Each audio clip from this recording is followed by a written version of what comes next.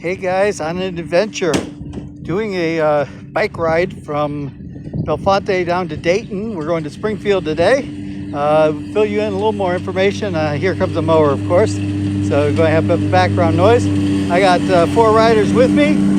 We've done 23 miles so far today, doing a total of 37, and getting ready to leave. We made a stop here, but just wanted to tell you what we're doing, and I'll fill you in a little later on the trail and where we've been. Hey guys, we made it to Springfield, and we made it to the Gannon house. This is the George and Sarah Gannon house. It was actually used in the Underground Railroad in Clark County. This is the house that was used. We are, I think, 33 miles into the 37-mile trip. Almost everybody's doing well. I'm the only one having leg cramps, but we only have less than 5 miles to go, so I will make it. So we've got one more stop after this, but we drove up here to see the George and Sarah Gannon house.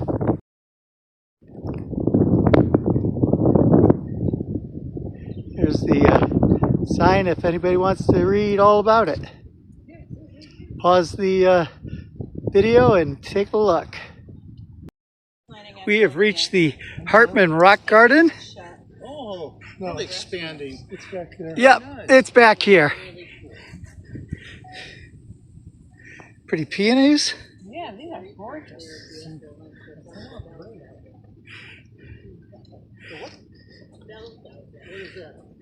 Shopping, Rick, shopping. Consider yourself lucky.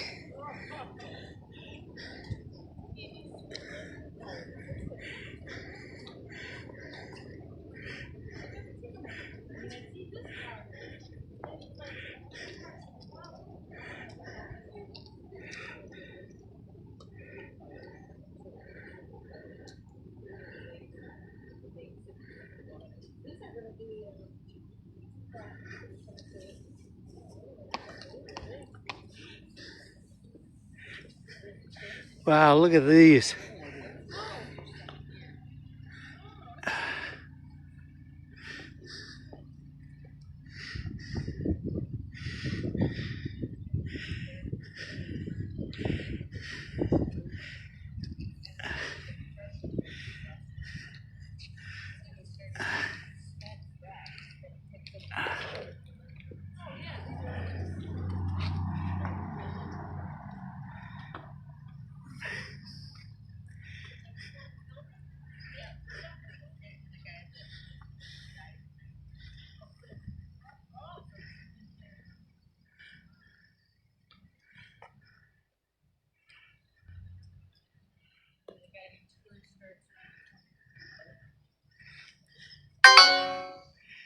Yep, my bike computer is complaining, so if you hear beeps, that's what it is.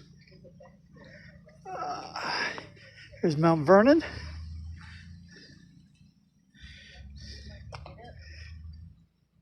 Rico Sporting Goods.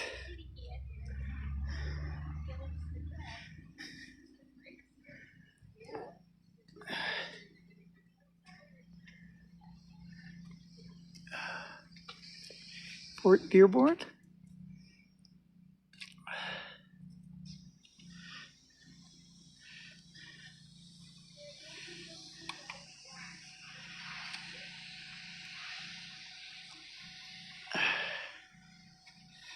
There's Rick, one of my riders this week. A couple more of the different art rock structures he did. Make a U-turn onto McCain Avenue, then turn around.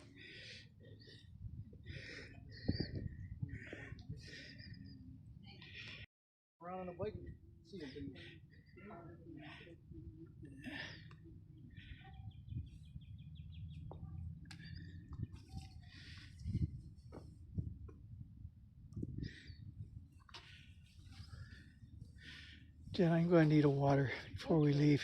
Definitely. Or there's the rest of your soda. It's probably not ice cold anymore. So day one is complete. We rode 36.8 miles today. Checked into the hotel, unpacked the bikes. I laid down for a half an hour because my legs were cramping up, and then took a hot shower. That really helped. Got ready, and at 6:30 we went over and had dinner, the five of us at Cracker Barrel, and then we just came back to the hotel, relaxing, getting ready for the night. We'll be back riding tomorrow at 9:30 in the morning. So we have 5 days of riding. The middle day is our short day, and will actually be spent at the Dayton Air Force Museum. So you'll get to see more of that. Hopefully I can actually do some more video on the trail tomorrow. But it's been mostly paved. They said it's stone, but it's stone on top of asphalt pavement, so it wasn't bad at all. I think it would have been easily doable with road tires. I got my new bike with the wider tires, piece of cake.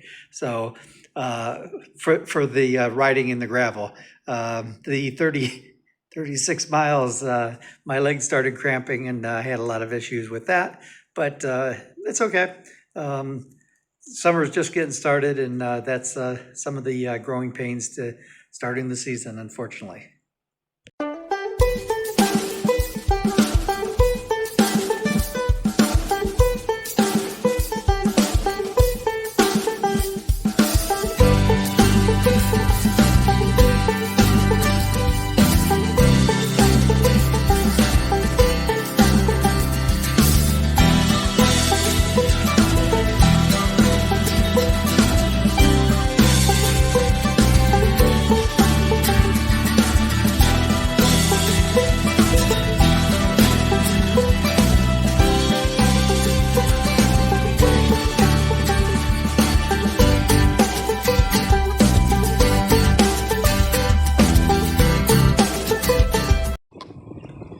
Hey guys, it's the start of day 3, or day 2. I'm rushing it here. Day 2. We are doing a 30-mile bike ride today. We've got a 20 mile from Springfield down to Xenia, and then another 10 from Xenia to Dayton. We're going to stop in Xenia for lunch, or for brunch, around 11 o'clock. It's a little after 9 right now, and so we've got a nice leisurely ride here through the woods on the bike down to Xenia. So if we see something interesting, I'll stop and fill you in. Hey guys, we made it to the covered bridge. We actually ride under the covered bridge, but you can walk up on it. I think I'll do that. I wanted to get a picture from down here. So it's a beautiful May day here. It's in the mid 50s, low 60s. Let's get up to 70s.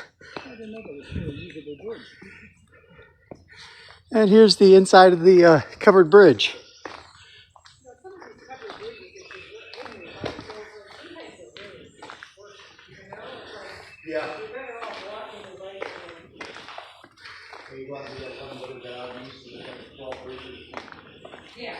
There's the trail out the window. So, beautiful beam construction.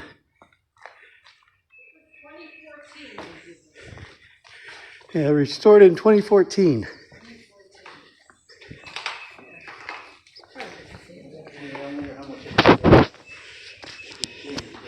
And there's the stairs we came up to see it. And here's the outside. We only have about 6 more miles or so before we get to Xenia, and we're going to do brunch in Xenia. Maybe a little more than 6, but between 6 and 10. Now we're halfway done with the ride, or just over halfway done. We stopped at Nick's restaurant for brunch. Everybody's checking out the menus, getting ready to order. Kind of neat place. It's right here along the trail, and they have lots of bicycle racks. So if you're riding through, stop at Nick's. They've got a good menu too. Lots of burgers and fish and chips and salads. We made it to the Xenia station.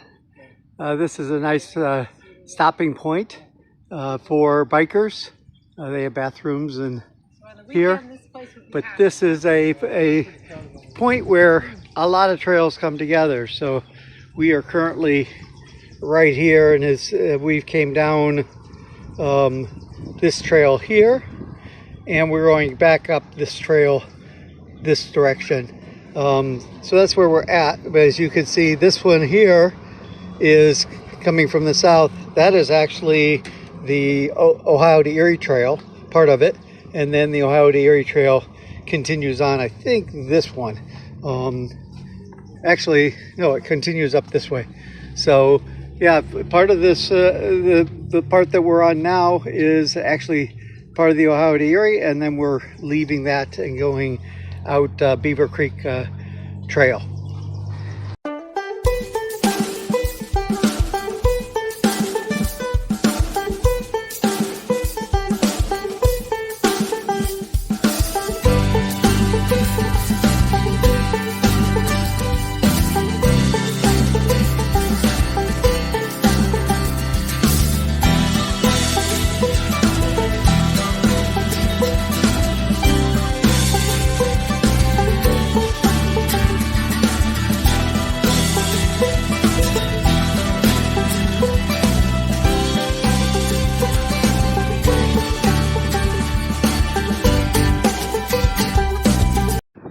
Hey guys, it's day 3 and we have already got almost 7 miles in. That is the National Museum of the U.S. Air Force. Distance left is still 8.6. So that's where we're going. For today, we will spend most of the day there, and then we will have a short 7-mile ride to the hotel. But this is our event for the day. I will definitely be showing you some scenes from in there. It's a pretty cool place. So we are now in the Air Force Museum. They have lots of different planes. We're in the early year planes here. So we got gliders.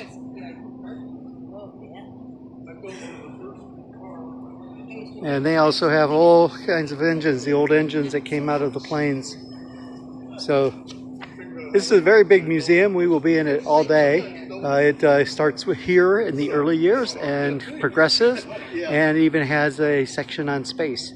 And if we're lucky, we get to go over and see the presidential planes. Here's the replica of the Wright brothers' first airplane. And this is the cotton muslin cloth that was on the original first airplane.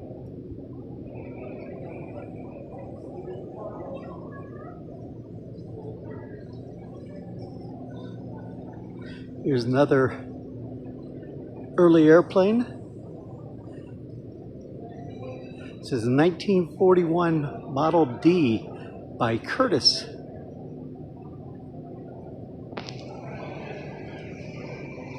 And they also have some blimps as well,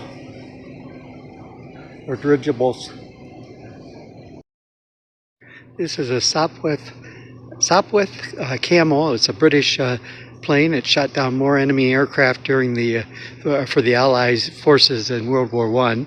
Jenna also informs me it's the plane that Snoopy flew in the cartoon. So I'm trusting her on that one. But if not, you can blame Jennifer.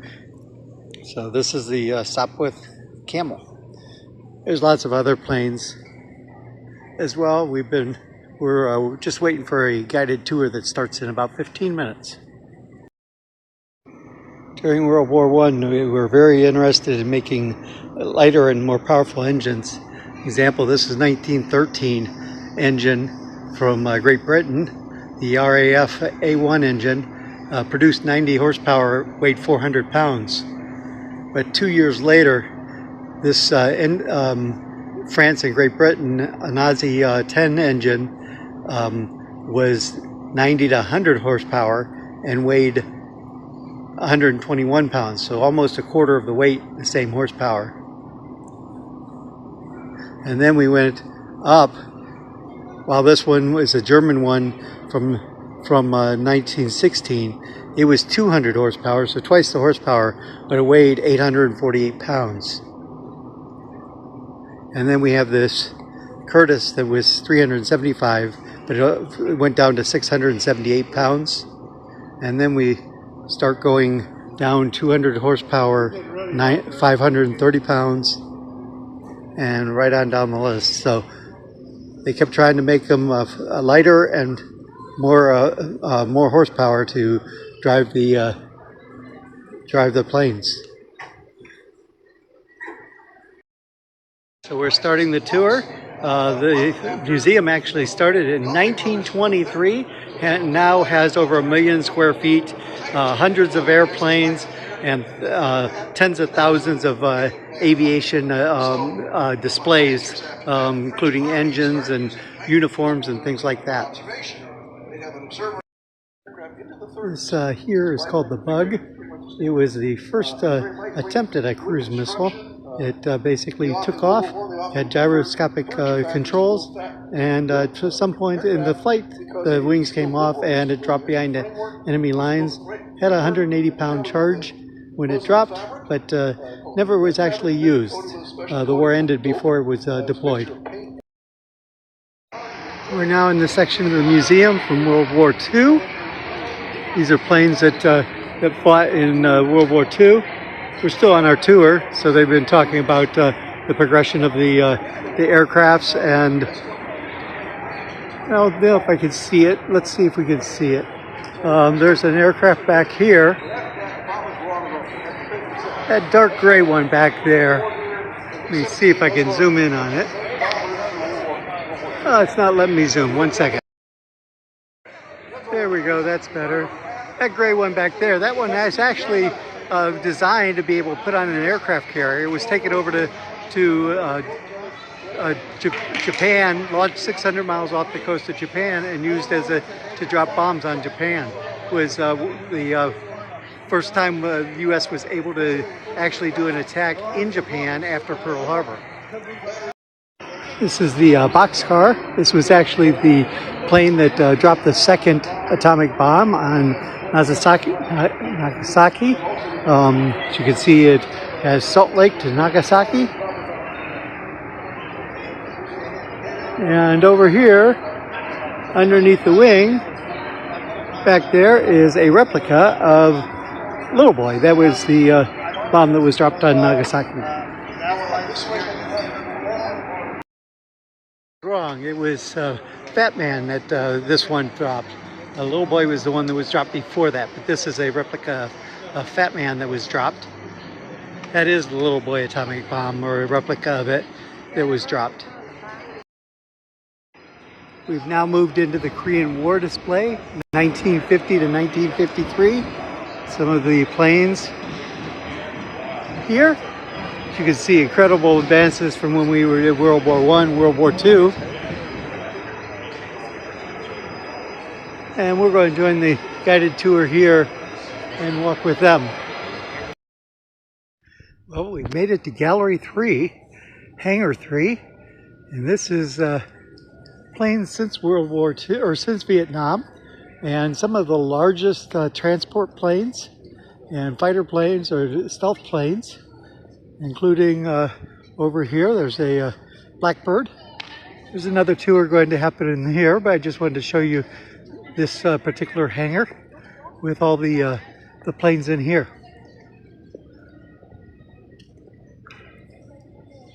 It's a great place to come. The price to come into the museum is free, well worth the price. And of course, when you're at a museum, the food is expensive, but that's okay. For the price of the price to get in, it's well worth it. Here's an F-15 sitting next to an F-117A, which is a stealth fighter jet, as well as other planes, and we have a drone up there. Again, if you ever get down to Dayton, I would recommend coming to the Air Force Museum. So we made it to the Air and Space Museum.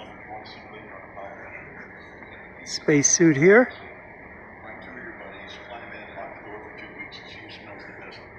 A Mercury capsule. A Gemini capsule. And then this capsule has actually been to space. This is from the Apollo 15 satellite, and many other planes in here. This section of the museum is R&D.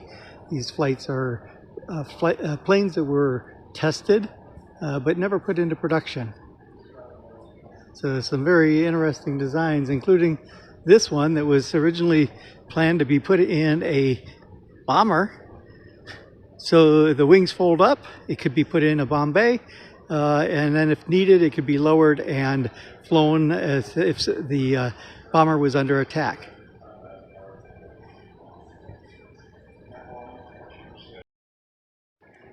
This is the Global Reach section of moving cargo. Full cargo airplanes, the CA2, flat bottom, high wings, high tail for access to trucks and stuff.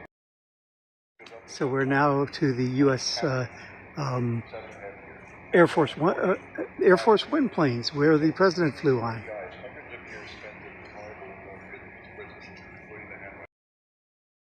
Hey everyone, we finished the day at the National Air Force Museum. It's not quite 5 o'clock, but we're heading to the parking lot to get ready on our bikes. There is outdoor exhibits. We've actually done, there's 4 guided tours, one of each of the hangars. We did all 4 of the guided tours, and now we're heading out to the bikes. We might ride through the outdoor exhibits, and then we'll be on our way. We have about 7 to 8 miles to get to the hotel for the night, and we'll do dinner after we get there, and that will be the plans for the evening. A short day of 15 miles or so, plus all the walking at the Air Force Museum. Hey everyone, we had a very successful day 3. We did a total of 17 miles, only because I messed up and took us to the wrong hotel after we had gone to the Air Force Museum. So we did like 7 or 8 miles of bike ride to the Dayton Air Force Museum this morning. Spent all day from 9:15 till almost 5 o'clock at the Dayton Air Force Museum. And then we headed back to the hotel, and I went to the wrong hotel, and we had to figure out how to get to the right hotel. So we ended up with a 17-mile day. My wife had an incident. Somebody stopped short and ran into the back of the bike rack and destroyed my bike rack. But at least I have a way of getting the bikes home. We can attach them to the top of the box that's on the back of the truck to get the bikes home, so that won't be a problem. I had to order a new bike rack, and the person who ran into me, I sent them a text message letting them know how much it's going to be, and they Venmo'd me the money. So that was pretty cool that that's already taken care of. It is going to take about a week to get the bike rack, so hopefully it comes in time for me to for my next trip. But it is what it is. Again, a successful day. We all went out to dinner tonight and had a nice dinner at a family restaurant right down the road. It was an old Ponderosa that is now a family restaurant. And we've got a 35-mile day tomorrow. Again, because of my screw up with the hotels. So it's actually a couple miles more than what we had planned on. So, yeah, of course I'm going to admit to it. It's documented. They're ripping me that at least he admits to it. Yeah, I admit to it. I messed up.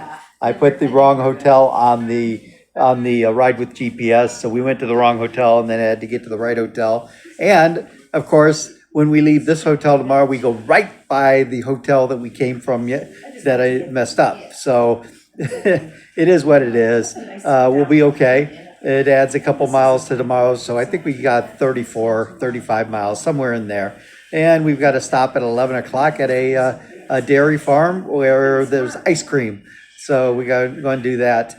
So we've got a late start tomorrow. We don't need to leave here until about 10 o'clock. So we have breakfast at the hotel, and we will be heading out in the morning. Thanks for joining us for day 3 of our Dayton adventure.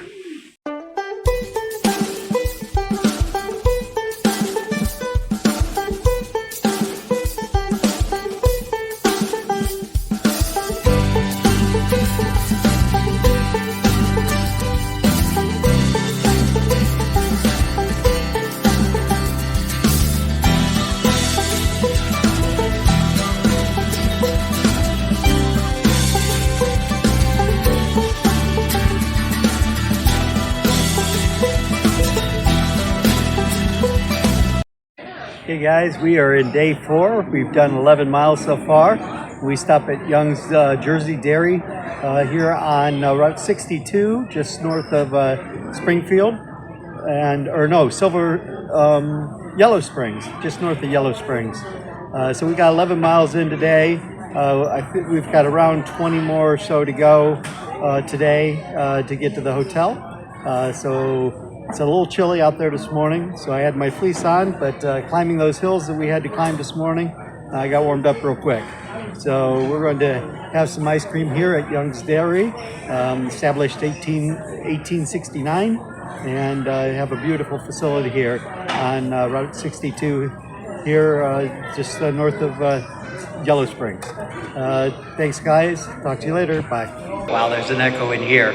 It's the end of day 4. We did 34 miles. I had leg cramps around 27. Just one time they went away. It was good.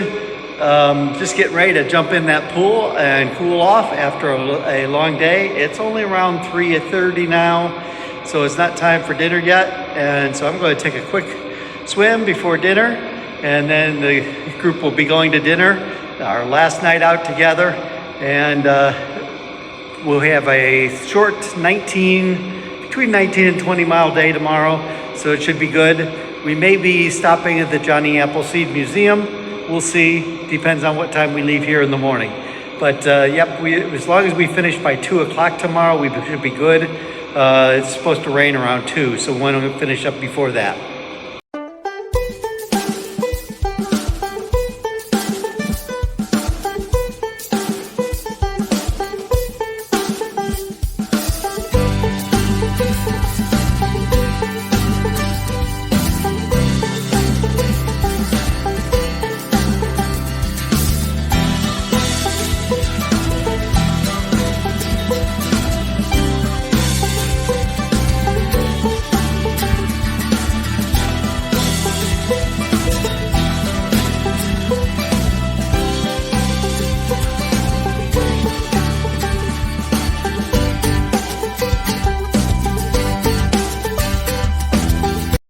Hey guys, it's the start of day 4.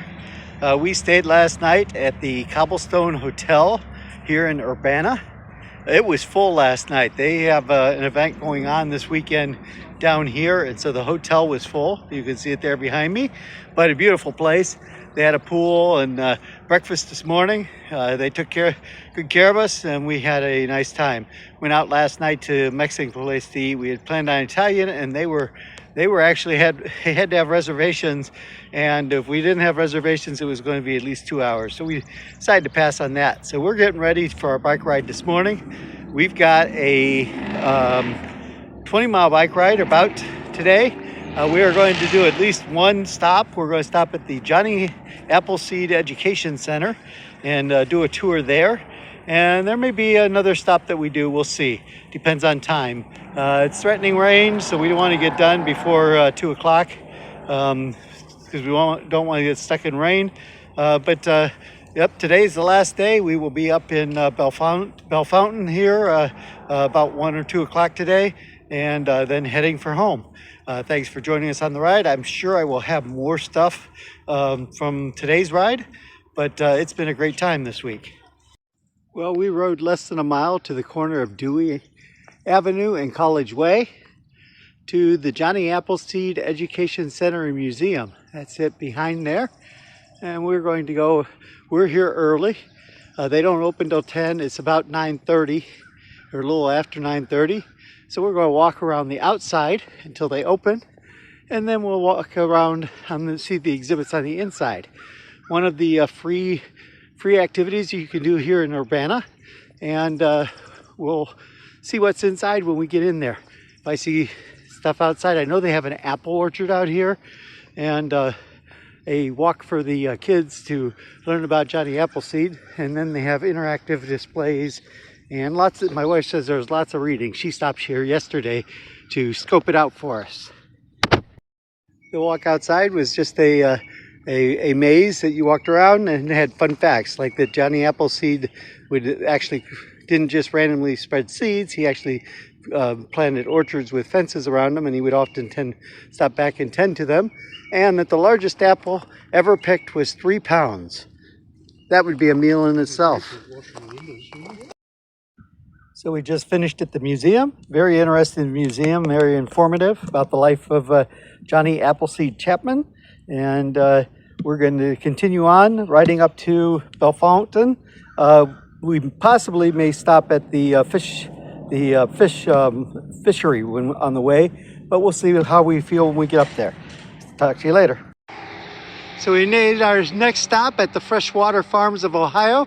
This is the largest freshwater farm in Ohio, and so we're stopping to see what their operation looks like. Let you know in a little bit. So we joined a tour that was in progress. This is one of their trout ponds. Everywhere you see on the property where there's aerated ponds are actually for trout. I see 4 of them going right now.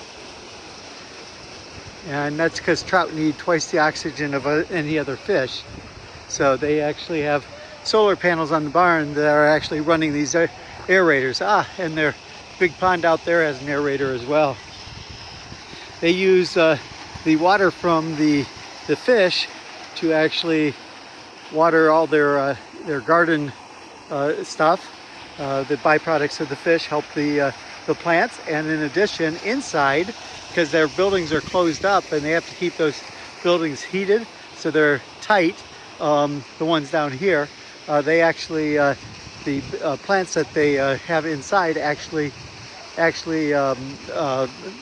help with the CO2 in the building, because the buildings are tight.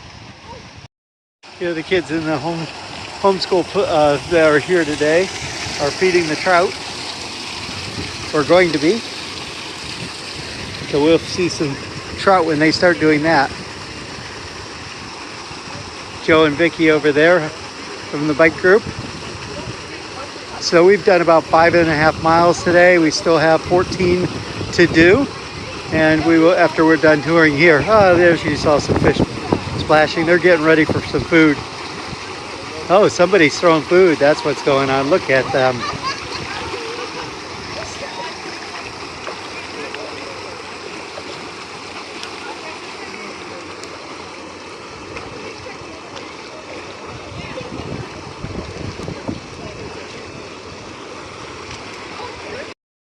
This is actually their rescue pond.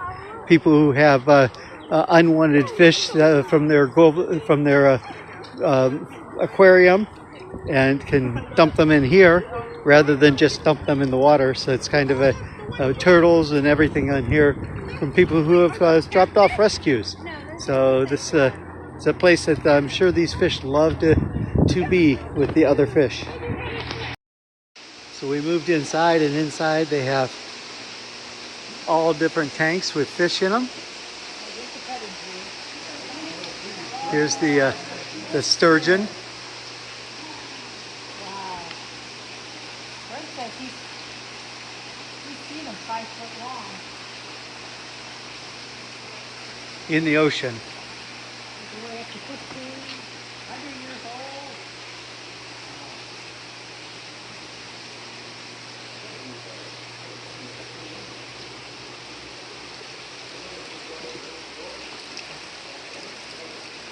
So lots of fish, something to see if you're ever down in this area.